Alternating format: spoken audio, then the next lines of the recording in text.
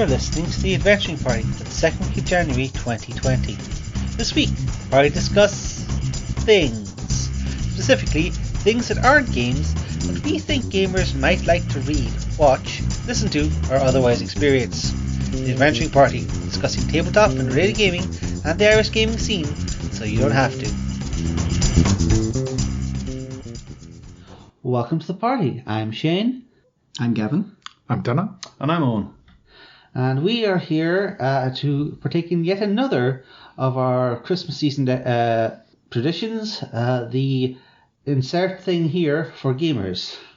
Originally it was the books for gamers, but as our modern society has grown and we've become more and more Philistines, books. I'm sure some of us have a few books under our belts that we think are appropriate, but unfortunately I'm a bit low on ideas for pieces of dead trees. We live in a digital age, and soon the computers will take us over. But until then, we can recommend you media that'll help you and, as gamers, enrich yourselves. And help prove to you that it is actually, when the robots come for us, they will be in the right. Yes. So, who would like to kick this off? Or with their first recommendation? I might start. Absolutely. I think we're in book 7, right, of the Expanse series by James S.A. Corey. Book 8, I believe. Book 8, okay. Yeah. So I'm 2 behind, in fact, this Christmas. What we have with the Expanse and the TV show, which is up to just starting season 4 now, is a relatively hard sci-fi solar system only setting. We are mostly following the crew of a ship, so very gamer friendly there, and their shenanigans in the dank world of politics. I think it's a pretty interesting background. You know, there's I think 3 main factions. There's the Earth, there's Mars, and there's the Outer Belt. And there's a lot of messy politics, which I generally love. And we have a crew of characters who are capable and competent, but maybe a little bit out of their depth. And I think, they're pretty well written, good characterization, a couple of characters you might hate, a couple of characters you might love, and lots in between. So I think there's a general appreciation from it at the table, but I said I better get it out there. It's definitely one I've always been interested in picking up, but as I've said, I haven't gotten around to reducing my backlog of books. So I've always been on the lookout for Expanse #1 to give it a try, but I haven't yet picked it up. But it's always been one on my radar. I am really curious as to how they managed to pull out this almost Firefly-esque setup in a thing where, by all my reading on astrophysics, they would take months to get anywhere. That is thanks to the now unfortunately named Epstein Drive. It is quite hard sci-fi, but it's still science fiction. There is some liberties taken, but it is reasonably accurate and quite well thought out. One thing I would say specifically for gamers, as a GM, reading that series, you get 2 things you can learn from it. One is the world building. It does a very good job at giving you a great sense of the world as it is then. It's very descriptive, and it lays out a very clear feeling of what this world is, the world of the not so distant future, and you get a real sense of how everything is, how everything works, and how everything connects together. And you can feel that this is a living, breathing world, as opposed to say the Firefly, to compare it to Firefly. Firefly is great. I love Firefly, the TV show, but it does feel like a lot of not unconnected sort of points in space, whereas this feels like, okay, you've got a sense of, okay, if they leave there at a point in this time, they'll arrive at that point, and then something else happens there. So you get a real sense of the scale, the scope, and a real sense of the feeling of the world. Yeah, no need to worry about the fact that this one solar system apparently has 27 Earth-like planets in it. Yeah. But another thing they do is consequence and resolution, which is they do it's a writing team under one assumed name. They do they do set up and pay off very well in the book series, and as it progresses, things that were touched on in earlier books are fully developed, and you as a reader you feel very narratively satisfied as it progresses. And that's something as a GM you can learn, is sort of like tips and tricks to how to hint things on earlier on, how to build up to things, and how to sort of twist the stories in unexpected but not unfounded ways. They do a very good job of, as the book series progress, of subverting your expectations, but not in a way that sort of betrays what the book is. And you afterwards you get a sense of, oh, this happened, oh, of course that happened, that makes total sense. And have either you also seen the series that has been birthed from this? Yeah, I've seen the first 2 seasons. I haven't caught up on season 3 yet, and I mean there's significant differences, as I think you must do to make a satisfying TV show. But by and large, really, really good, I think. The characters I hate, I still hate. The characters I love, I still love. And they've moved some of the characters around to give them greater presence from the get-go, which is probably a production issue more than anything else, but all in ways that make sense. There's a little bit of divergence, but I'm satisfied as a fan of both. I'm as well. One of the downsides is that their characterization and the sort of the characters were so good that a lot of them, the image I had for them when reading the books, have been killed off by the TV characters, which it's a downside, but it's almost as if the newer, shinier, better versions have slain the old. But it is a very good series as well. One thing they do is introduce characters earlier that feature in later books, sort of to help set it up, and so that you suddenly don't have, as what happens in the books, a new perspective. It's sort of brought in a little bit earlier, so you come to expect that more. I mean, the one thing I probably miss most is one of the characters, Aversala, who curses quite a lot in the books. And that has been curtailed a little bit for TV audiences, but still the same character. So still eminently satisfying when she dresses someone down. And, well, it sounds very interesting and definitely would like to check it out. I would also recommend for people who might be interested in hard sci-fi, there is always the wonderful website Atomic Rocket, which will explain to you why every science fiction series you've ever watched was wrong. About, like, physics or just mostly general? around orbital physics, but also a few checks about stealth in space, laser guns, why it's perfectly fine to have your gun inside your spaceship but not outside your spaceship. A whole bunch of interesting things, and it's just a good read if you have a few, weeks of free time to just go through a whole bunch of nerds arguing about. I'm going to physics. guess the stealth in space is all about heat sinks, because your options are be invisible or boil to death. Yes. Yeah. Okay. Who's up next? I can go, but mine is a hard sci-fi book as well. I was going to go for, so is Okay. I can break things up. I would like to recommend the very erudite Jackson Crawford, also known as Dr. Cowboy Viking.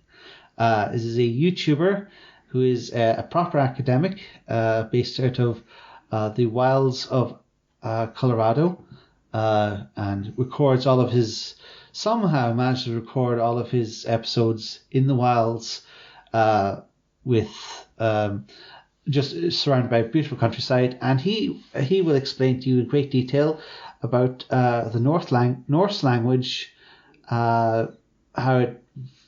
Norse culture and Norse myth, and the intersection between all three of these.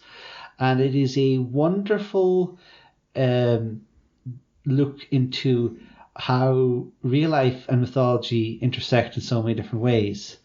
And also about how what we think as a solid story, the canon of a religion or mythos, might actually be a lot more fragmented than we let leave. he's quite the character, and he's not afraid to tell someone that no, pretty much everything about this part has basically been made up or stolen from Hollywood. He's scientifically rigorous, but always willing to entertain the artistic element of something. And even the more esoteric topics he has about, pronunciation and how we know how to pronounce Old Norse, even though it hasn't been heard in 1,000 years, all this kind of stuff. It's a very good listen to. And even if you just want to dive in and just say, how did this myth work? I know it works in Marvel movies, but how does it work? How did it work in the original telling? And all that good stuff. And it's very interesting. All the stuff that I read as a child, I was wondering how does this all fit together? It made a lot more sense when I heard it coming out of his mouth. I had a fascinating experience like that, a bit like that once, where a friend of mine is American. He started at his time at university, and he was doing a Irish mythology module on his degree course, and how his lecturer got up to demonstrate how the salmon leap was done. And my brain is fully wrinkled at that point, because I live beside Salmon Leap in Leixlip, and I was like, wait, that was a thing? He's like, yeah, it was this martial arts maneuver effectively that you did where you jumped over a guy to kill him. And I was like, where is this coming? I've never heard of any of this, which doesn't mean it's not true, but I'm kind of like, wait, what? And then, the lecturer got up with a spear and was explaining how you did it. Not as it was obviously fantastic, but this is the kind of theory of it, that you jump over and stab a guy from above and hop down. And I'm like, is this a thing? They never covered this in school, I'm sure it was a thing in the Slania comic, Yeah, that's a little bit. So it was really wrinkling my brain. I was going, next time I've got a Irish mythology, student or lecturer cornered, I'm going to ask them about that. I was like, is this a thing? Is this just Americans making stuff up? Well, what's going on? Citations, please. Yeah, but yes, Dr. Jackson Crawford on YouTube. I do think his stuff is very, very good, even if you're not all that interested in the weird marital politics of the Norse gods. It is still very worth dipping in and seeing how things go. And if you're not interested in the weird marital politics, maybe you need to look at them again, because they're pretty interesting. Take a look at yourself if you're not interested. Yeah. Here's a question. In terms of world building, right? Sometimes you look at real world myths and you say, oh, that's interesting. So not to steal it necessarily, but to say this is how things make sense. These are how things sometimes make no sense. Don't be afraid to put in some lies into your world's backstory, things that can't possibly be true unless they are. There's a huge amount of stuff in the real as real life is not obligated to make sense. There's a ton of real world history stuff that if you tried to put in an RPG, people say that's ridiculous. You can't have that. It's but this actually happened. Something like this actually, there's tons of stuff throughout human history which is, that'd be unrealistic though. It's it's like the guy doing the fantasy maps and then looks at a map of New Orleans and starts critiquing it. Oh, just happen to have a big long tail here for no reason. I mean, why would we put a bridge there? Yeah, toss it out. Toss it out. And conversely, there are large amounts of accepted common knowledge of history. There's really just stuff that Victorians made up to make themselves sound bigger. The consensus model of archaeology is probably desperately wrong. We got a ton of stuff out there that just doesn't have to make sense. If you do want to find a perfect example of truth stranger in fiction, look into Band of Brothers, the TV show, and then what actually happened and what they had to cut out because it would be too unrealistic to portray on television. I'm pretty sure Thomas Jefferson predicted the American Civil War 50 years in advance. Yeah. Well, it's stuff like, and then what happened? Well, the wife or the husband of the presidential candidate asked a family friend to run for the other party, and because he was so crazy, he'd make them all go nuts, and then he ends up winning the election. And you're like, wait, what? That's a ridiculous plot point. Ooh, wait, no. Oh, crap. Oh, crap. Oh, but yes. Actually, one of maybe I'm stealing a spotlight, but there is also one blog that I've noticed that has similar ideas of applying crazy historical events to gaming related ideas, and that is, I believe, called Molten Sulfur, and it's just filled with stranger than fiction real life events. Unfortunately, I have only dipped my toe into it, and what I saw was really interesting, but I've yet to binge it to the level I intend to at some point. Great example we've mentioned before in the Wolf Upstarted, the new 4th edition one. They have a really minor plot point that can be a little bit of mini mission or thing, where the Cutlers Guild in the town of Ubersreich make swords by calling them just really big knives. And that's based on a real thing that happened. It's like, oh, well, that's a bit of far-fetched. No, that actually happened. This is real world stuff. Trade in descriptions loophole. Yeah, exactly. It's how you attach the blade to the handle. The lack of a tang means it's not a sword. Remember, Jaffa cakes aren't cakes. Exactly. For legal reasons. So do we want to veer away from the unrealistic reality and into the realistic world of science fiction? Yeah, well, kind of. I have a series of books to recommend, a kind of a military sci-fi series that's relatively hard sci-fi. The Expeditionary Force series by a guy called Craig Allinson. The first one is called Columbus Day. It's about effectively, it's the story of a private in the US Army who is hanging around at home when aliens invade. And the aliens are very rapidly driven off by a second set of aliens. And the second set of aliens kind of conscript humanity into fighting in an interstellar war. And then very quickly he figures out, I think we've been recruited by one group of bad guys to fight another group of maybe not so bad, but still pretty bad guys. And what are we going to do? And he meets up with an AI from an older civilization, and who's basically calls himself Skippy the Magnificent. And they head off for a series of kind of fairly lunatic adventures where they kind of steal spaceships and then sneak around trying to or stop Earth getting destroyed and hamstrung alien plans without the aliens ever noticing they're there. So it's actually quite an RPG friendly scenario in that, okay, we have got to do this stuff and we cannot at any point run in and just shoot everybody. We have to do this without anybody realizing we did anything. So it's an interesting series of kind of puzzles and challenges based on that. And there's an interesting bit where at 2 occasions they do a wormhole jump in really risky conditions. And afterwards, man, I was lucky we survived. And the AI is there. Yes, look, as you understand, it will work like that. And he goes, what do you mean? Well, no, we actually got destroyed. However, I took advantage of a quirk of wormholes. He says, what's that? Well, in wormholes, we emerged through the event horizon slightly before we entered it. So I managed to get the ship to move through quickly enough. The fact that despite we were destroyed by going into it, the fact that we emerged on the other side still alive meant that physics had to find the physics, as you understand it, had to find a reality where we survived the jump. Otherwise, there would be a fatal breakdown in causality. What would happen if there's a fatal breakdown in causality? Oh, you don't want to know.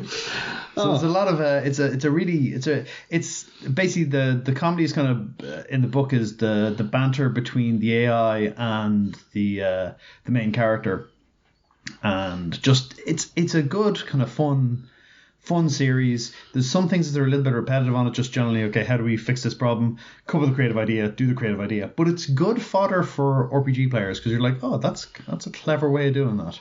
Definitely file that one away for later use. He's cracking out the books. He's bringing out generally, I think of the last year, he brought out, I think, 2 books for the main series, an audio play book, and a side series book that he's written. So he's really cracking. He's really cracking them out. They're not super long books, but they're very good. I listen to them mostly on Audible.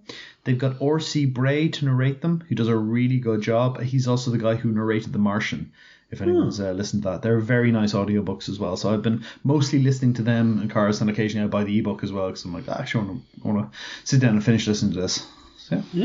Interesting. I mean, kudos for working in a character called Skippy who saves the humans from being stuck in a well. A gravity well. A well nonetheless. Mostly a gravity well, but yeah. What's that? Timmy's violated causality again? Yeah. So my recommendation is that of an urban fantasy series.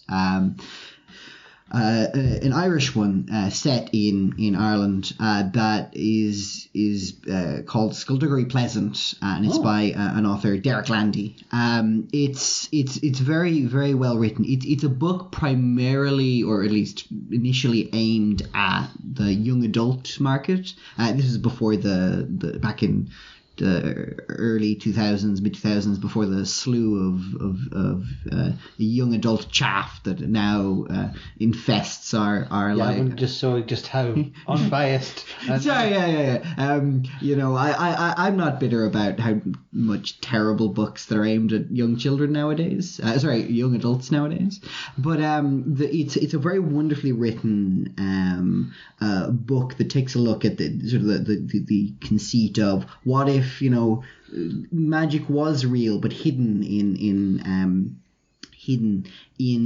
Ireland, which is a perspective that we don't really see much of in literature. There's a lot of urban fantasy set in further fields, but this is something that is distinctly Irish, and it's a very good example of sort of a mundane example of urban fantasy, in that there is magic, but it's a lot more realistic. If you're a wizard, you have a day job as a tailor. That's what you do, and most people are unhappy about their magical existence, and it's told from the perspective of a girl whose uncle, who was a fantasy writer, died. It has that Stephen King trope of that character clearly is an author self-insert, and in this case it's her dead uncle. And after he dies, she realizes that all the books he was writing about death and destruction were based on real events.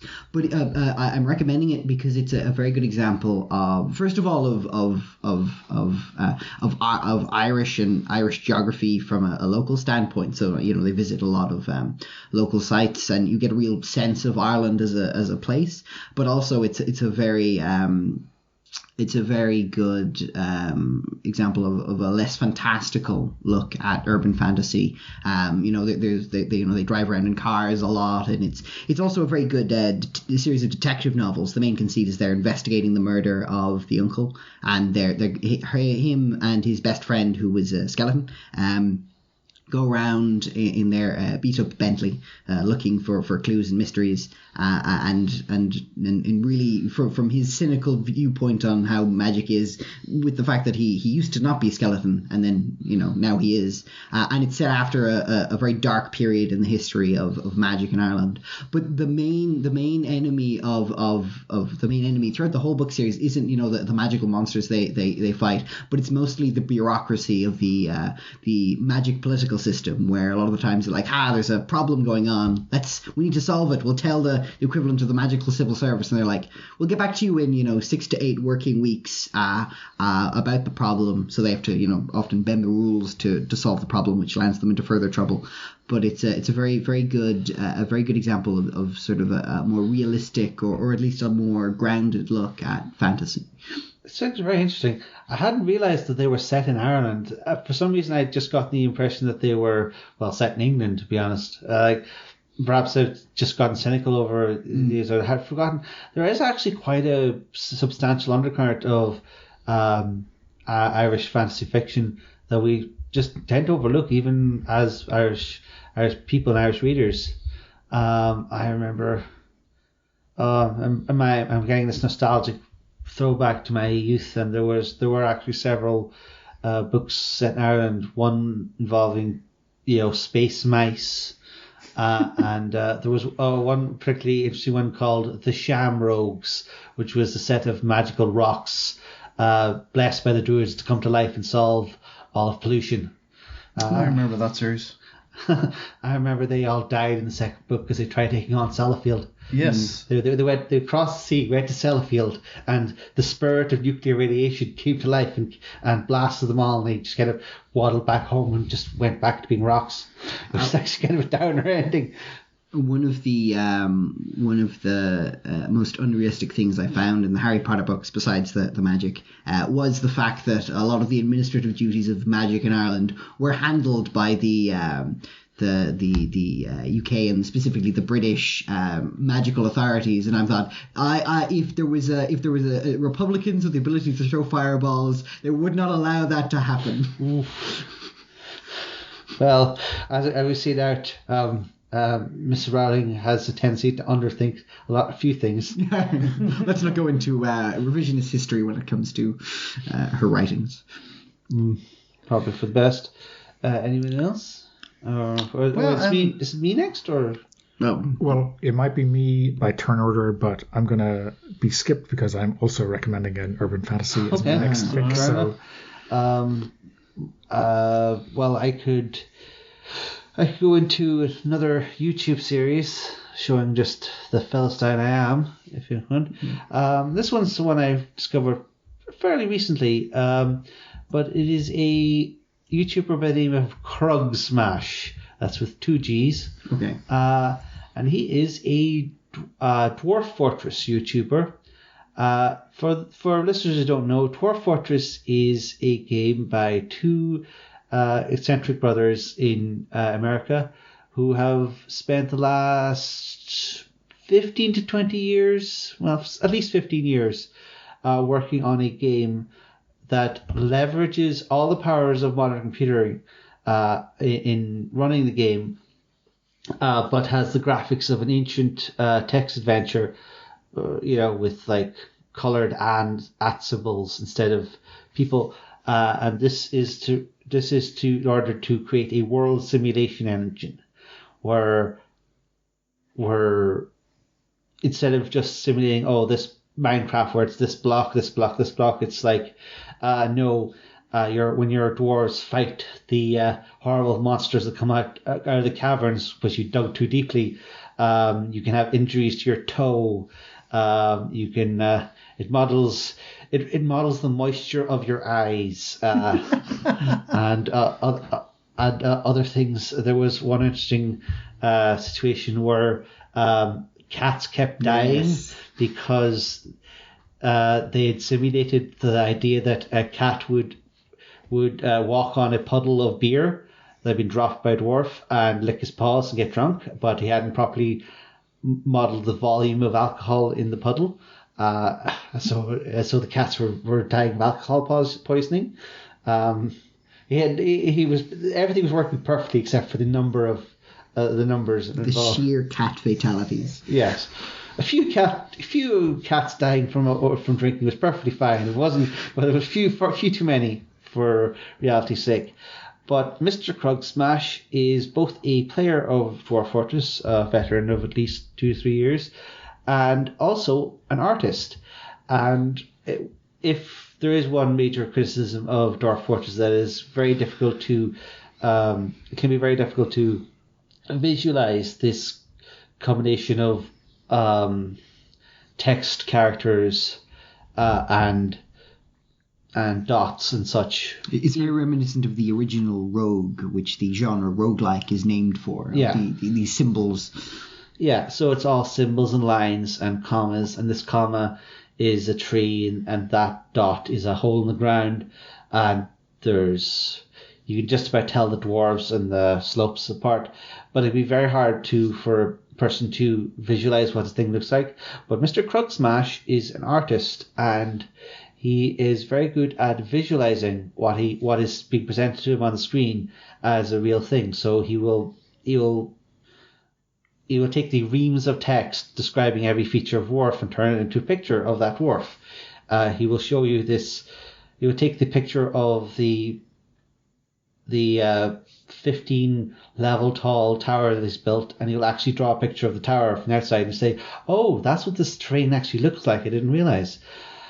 But far more than anything that, Mr. Krug Smash is wonderful at turning the random gameplay of the game into stories. And he is willing to roll with the punches that come with the game and present it all as a narrative. He's willing to when things don't make sense, he's willing to step outside and say, well, this is probably a bug, but he's also immediately willing to flow right back into the story. Well, actually, if you think about it this way, this does make some sense. And this maybe that means this has happened. Maybe it means this has happened. And he's a wonderful storyteller in that respect. But what I find that most relevant for me as a gamer is that his experimental style is very wonderful at making you think of the implications of the world. As the game develops and they add more and more features, he's willing to jump in, explore this feature, and figure out what it means, what it could mean, what can you do with it.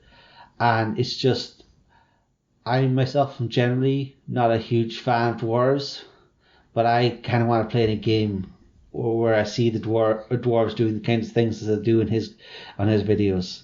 It's just like building towers, going deep into the earth, engineering ways to turn everyone in the fortress into vampires, destroying demons. There's no need to beat about the bush. We all know you want to give alcohol poisoning to leagues of cats. I mean, they do deserve it. Oof. Oh, leave the poor cats alone. Leave them alone, Shane. No one deserves alcohol. No. But yeah, it's just a very inspiring experience.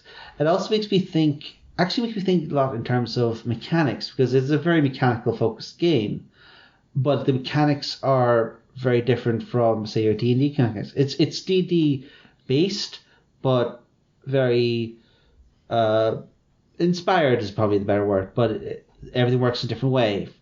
Like, for example, it's not so much that things have hit points as that they have resistance to damage based on what they are. So it is entirely possible for a huge monster to come in and one absolutely lucky dwarf will stab him with a chisel and the thing will explode.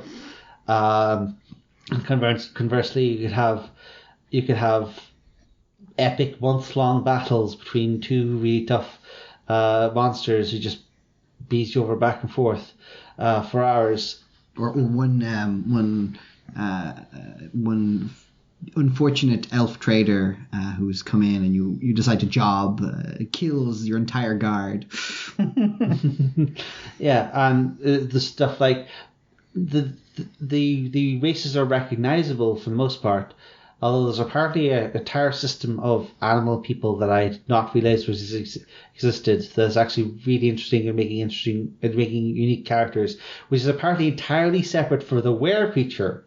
So you can have a thing where you have a deer man and a were deer, and these are two completely different creatures. But it's stuff like dwarves in this reality get weird moods. And if they're in a weird mood, you have to give them a whole bunch of stuff from your treasure. They just lock themselves in the room and make some amazing artifact.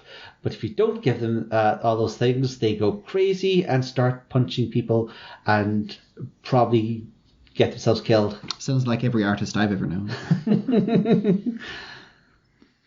Alrighty. So that sounds good. Yep.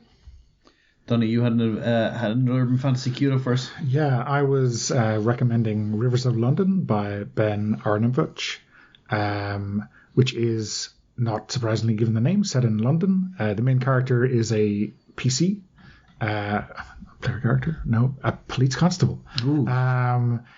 And he, I guess, arrives into this urban fantasy world of mystery quite by happenstance and turns out to be a wizard. But, well, not a very good one, but one is all it takes these days. There's a department, cloistered away in a hidden house, which is him and the older wizard, who's a bit cranky. And really, I think what sets this apart is kind of the banal, mundane nature of the police work. So he is also a daytime police officer and has got to do the reams of paperwork and standing around in the rain and all this kind of stuff while smoothing over all of the magical factions which make living in London very interesting. So the first one is about rivers, who are, gods and goddesses who stake out claims in London, and he has to deal with all of that. There are, I think the 8th book has just come out in hardback, and they're all very, very different in terms of the main mystery or conceit of them. So yeah, I think it's really interesting series. I believe it's just been optioned for some form of movie or television series deal. Perhaps Amazon TV or someone has option. I do know I've seen it in the news recently. Yeah, there has. I haven't seen many details yet of a TV series for it, and also I think there's startings of work on an RPG for it. Oh. So again, no details on that yet. I think a lead designer on that from the Call of Cthulhu stable, but no idea what the system is going to be. Interesting. They're very good Audible books as well. Codna Holbrook Smith, he's a British actor. He narrates them all and does a really good job with the different voices. It's very good. Yeah. Very, very good. I've recommended it before. It's an excellent series. Yeah.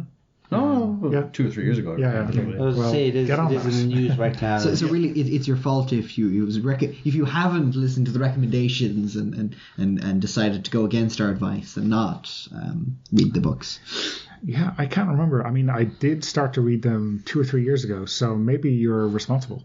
Yeah, possible. Could well be. I know myself. I have paid attention to recommendations in this very show and have fell in love with the books that I have found. I feel we should probably recommend that book that fellow host Ice Cream keeps recommending about those Northern Dubliners. But I believe you have one more, Owen? I do. I have something a bit different. A book series by a guy called Will White, not Wright, White. Okay. The Cradle series, which is set on a different planet, and it's a martial arts series. It's about a main character who's his chi is more or less very weak when he starts out, and within his valley he knows he's always going to be kind of very much an also-ran, and then something happens and he realizes, the strongest people get to in my valley is completely irrelevant to the outside world, and something's going to come and destroy my valley, and what I need to do is I need to get outside this valley and actually become genuinely strong. So it's an interesting series. It's a martial arts series with, basically very much focused on high-end crazy chi combat. Ooh, so is it more fantasy or is it It's a fantasy. Well, I will say fantasy, except one of the first there's this interlude where ridiculously powerful martial arts people who bestride the universe, clearly the 7 or 8 of them that kind of rule the universe, and there's something bad happening, and one of them is like, okay, well, I'll go down and solve a minor problem on a different world to just clear my head. And that's how he finds out about things. She comes down and goes, I stop all this stuff that was about to happen. This crazy person's come back to destroy this valley. I stop him, And I say this, I turn back time, and you're fine now. And the kids are, can I remember this? And she's going, no, I'm going to erase your memory. She's like, could I please remember this so I can know to save my valley? And she's going, you know what? Sure, I'll let you remember this. And never know. Maybe in 100 years you'll be worth talking to. Away you go. And that's the so it is. While it is fantasy, it's actually there's actually a kind of a not quite sci-fi, but a little bit of there's a cosmic thing going on. So while it's fantasy, it might also be fantasy in space later on. A bit of that cosmic Marvel stuff where just Thor swings his hammer and flies to Jupiter, kind of thing. Really high end kind of. It starts out kind of low level, and then kind of very much you realize there's this continuous escalation of him going, yes, you all seem very impressive, but I know I'm going to have to end up getting way stronger than any of you. So it's a bit of a kind of in some ways a sports series, weirdly, in that he knows I need to get better. I can never let myself plateau. I'm going to keep getting stronger and stronger and stronger because I'll need to be super strong. Mm-hmm. Sounds like a lot of training montages. A little bit of that, but kind of interesting ones, and not just kind of exact same stuff again. It's often developing different skills and looking at his own unique attributes and what can I get good at. sort of thing. What can I get? How can I get stronger? Working up from punching trees to playing football with meteors. A little bit of that ultimately. Not enough things are politically organised by valleys. You get your local representative from your local valley, and then sort of the Greater Canyon area. So yeah, but good series, well written, a lot of fun. Ridiculous, but a lot of fun. Oh, that sounds right up my alley. Yeah. I think I need to buy another book I'm not going to read for 3 years. They're reasonably short. They're not super long, and there's a lot of them out. So can I just say that I actually kind of prefer shorter books, just as so that they don't look as daunting on my shelf? Because I know people swear by the doorstop Heartbreaker of 9 volumes of 400 pages each, and it's just like I feel like a throwback to my teenage years, to some of the 100 novel evening books. I'll give you an example of that, because I listen to a lot of my books on audio. A lot of the Expeditionary Force ones I listen to were about 12-15 hours. That's not too bad. That's probably equivalent to about 300 pages, 400 pages, maybe, probably 300 pages. I was listening to the last book in the Lightbringer series, which I previously recommended on the weeks. I was listening to the last book, and I was enjoying it a lot. Some people didn't, but I enjoyed it quite a lot. And it was 46-hour audiobook. That's a long audiobook. Some people listen to audiobooks at 1.5 speed because it takes a while to listen to them otherwise. Wow. So yeah, so there are some very long books out there, because I think in paperback or hardback, I think it's well over 1,000 pages, which is eye-watering. The Lord of the Rings, the 3 books together, is 1,000 pages, but this one was like, whew. Wow. I mean, the old sci-fi that I grew up on, 100-page novels or whatever. I mean, all of the Elric books put together might be 1,000 pages total, and that's like one Book of the Malazan or one whatever it is. So yeah, there's something to be said for short. Never mind the quality, feel the thickness.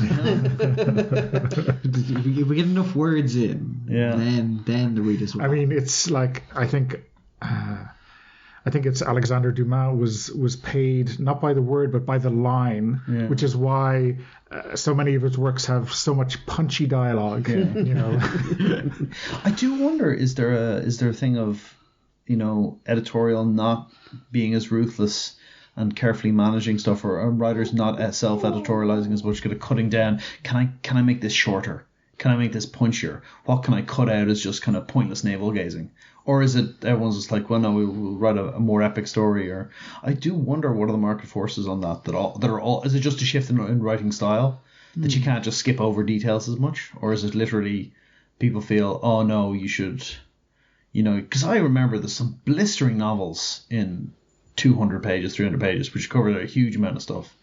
And other ones like Dune, which were a lot more expanded, because Dune is an epic, the first book, but it still covers a relatively short chain of events, whereas other ones would be like, a lot of time kind of compressed into quite a slim volume.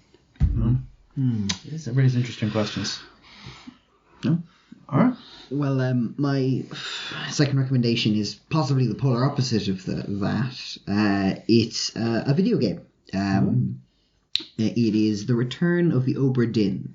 You are... so what happened, it's 1804, the Obra Dinn leaves harbour, leaves port, never to be seen again, except 4 years later, when it rolls back into port, abandoned and bereft of all life. And you are the insurance surveyor sent to investigate what happened, armed only with a ledger that details all of the names of the crew, a separate ledger, the names of the crew and their positions, a picture of the entire crew, which unconnected to the names, and your trusty magical stopwatch that allows you to witness the last moments of a corpse's life.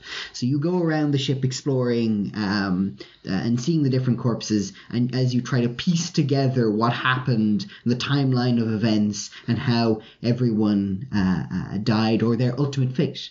It's a wonderful game. It's relatively short. I'd say it's I'd say it's about, depending on how long it takes, depending on how long you spend at it, 10 hours, maybe slightly longer, maybe slightly shorter, depending on your powers of deduction. For me, it was the first half of the game was me finding all the corpses going through the ship and witnessing the memories. And the second half, I had gotten all the information, and it was just pure deduction of me attempting to figure out which Indian rigger was which. There's 4 of them. They have similar names and similar habits. So how to distinguish between them? There is a way. There's a way.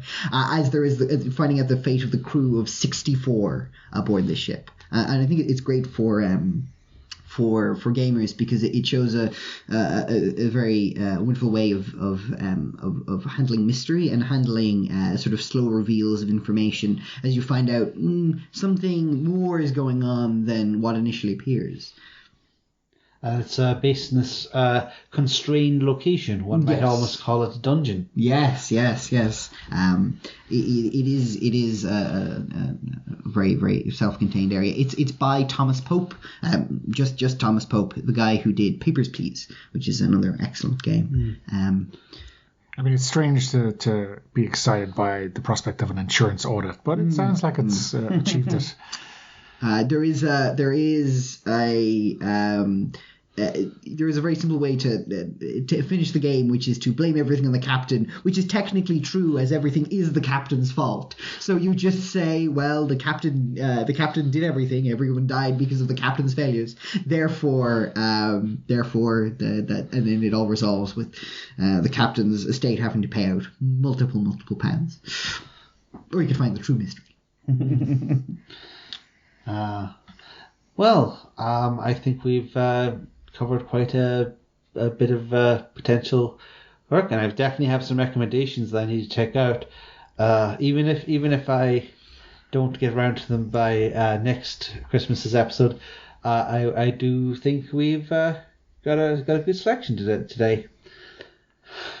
So, if you have any thoughts on our recommendations, would like to tell us why we're Philistines and why we're charlatans and why we really should have recommended these 47 novels instead, hit us up on our social media. But for now, this party is over.